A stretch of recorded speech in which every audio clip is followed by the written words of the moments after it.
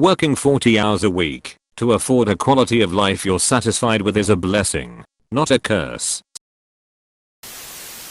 I had the option to step up in my career and decided I don't want to do that yet. Yes, I'd have more money, but I'd also have much more responsibility and time investment. I want to keep my 4 hours in the afternoon for secondary duties and free time and not reduce it even further. I recently did the same and, for now, turned down a huge pay increase which would be more of a job/lifestyle change. I love my work-life balance right now, and it would have been a day/night difference of what my week would become.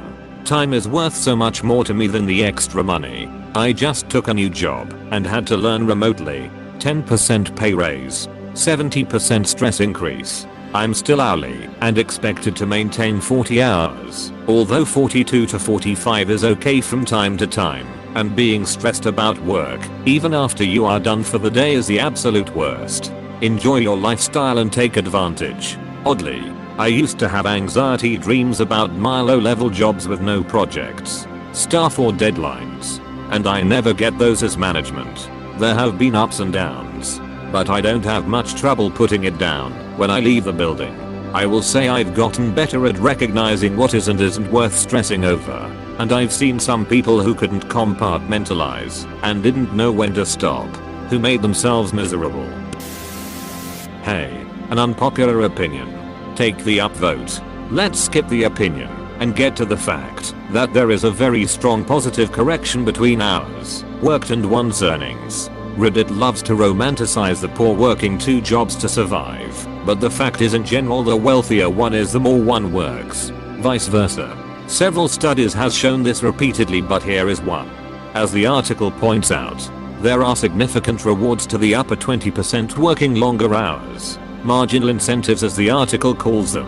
I'm sure it's things like vacation and bonuses. Things that the bottom 20% likely don't have much access to. And if they are working multiple jobs, it's not because they aren't willing to work. It's likely that they can't find a better paying job that occupies more of their time. Also, the lower rung jobs are more labor intensive and usually are higher paced. I have worked in an office, research setting, and a factory. Guess who put in more hours? The PhDs or the hourly factory workers? Okay, yes, the PhDs put in more hours. They also had long, extended lunches, plenty of chatting breaks, and half-hour-long poops, none of which were allowed to the factory workers, at least not for long before being fired. There's a huge difference between 10 hours in the office taking coffee breaks, hour-plus lunches and long shits, and 8 hours on the floor, being forced to meet unrealistic quotas. On the other hand, as a surgeon I often work 90-hour weeks, where I'm on and busy every minute of every day. There's always more work to be done, and never enough time to do it all. Honestly thought this was gonna be preachy and talk about how we have it lucky, but it was a real well-structured argument that gave me a whole new perspective on things. I came here to be pissed, but honestly I agree to. I work hard 40 hours a week to live the life I live, and I'm okay with it. My boss on the other hand is on call 24/7 and has to deal with all of the drama of the industry. He's way more stressed than I am, even though he's got a new car and nice house. I came here to be pissed describes 99% of the default subs. I will admit I've felt this quite often on Reddit. It is the biggest thing I wish would change about Reddit, the internet, and people in general. There doesn't need to be such anger in the interactions with other. There are much better and more effective teachings.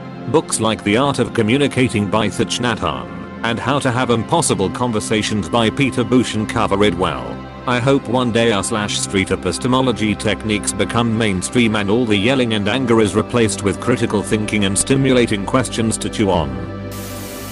A quality of life you're satisfied with. I think you're completely missing what these people are talking about. Reality is far too many people in America work 40 hours a week and either barely stay afloat or sink without extra income. I don't think anyone disagrees with this post in principle, but you're confusing the argument. I'm sure almost all people who work 40 hours and satisfied with their standard of living feel somewhat blessed. Realize how rare that is. That's not the majority. Look on the bright side. Between your comment and my response, someone could afford a new yacht. Isn't that great? See you Monday. I think the deeper problem has less to do with the number of hours one works and more to do with how satisfied and valued one feels after finishing the work. The doctor may work a 12-hour day 5 days a week, but if they are saving lives and feel like they are genuinely making a difference, so it's worth it, while the restaurant employee only works 8 hours a day, but spend it being berated and feeling insignificant, then that 8 hours feels a lot longer. You're exactly right. Someone who went from nothing to suddenly working 40 hours is probably extremely happy to make a living. But then where do they live? How much is rent? How much are utilities? Is the rest of their free time off work enough for them to be happy? I bet someone who has no children, not much family, no debt, no personal hobbies beyond their 40 hours will be okay. I don't want to be someone who lives to work. That's a really sad life in my opinion. I want to work so I can be happier with my life, have my hobbies, exercise more, have a healthy social life. As someone who's had 2 jobs before and also worked 60-hour weeks for a while at one point, that's a really depressing life. I'd say it also depends on the hours you're working. A first shift job is going to have a much better work/life balance than someone who works second or third shift.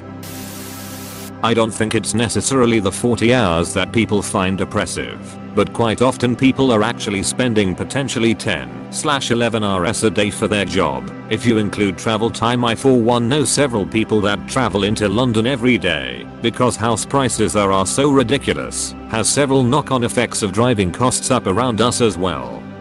Then you take into account sleep of roughly 6-8 hours a day, then any other obligations, not to mention house chores depending how efficiently or how much effort you put in, can be anywhere from 2 to 5 hours, then general food shopping and whatnot. Can order online I suppose, but often time orders are changed so much people just simply stop. Then even on days off you're often too tired to do much. I think that's where the sentiment is.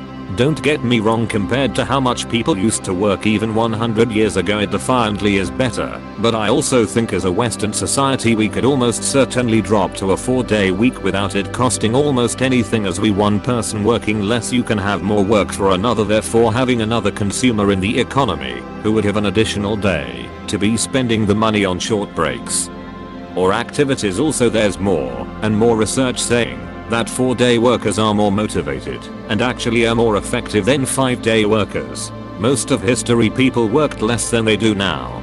It's weird to think of, but from the 17th century on work has increased greatly. We have it better than 100 years ago. Not 400 though.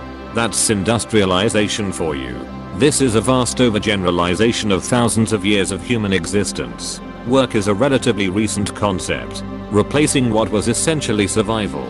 It's particularly strange to romanticize pre-industrialization when that is notoriously linked to short lifespans, high infant mortality, and abysmal living conditions. Yes, we have new problems, but they are generally and quantifiably better than old problems. It is overgeneralizing, but it's not romanticizing. It's referencing a truth that we are the same people, and it's natural and should be made a point to work toward more time off. It's more valuable than Americans, particularly but career-focused individuals, realize. Artisans in Rome worked 6-hour days.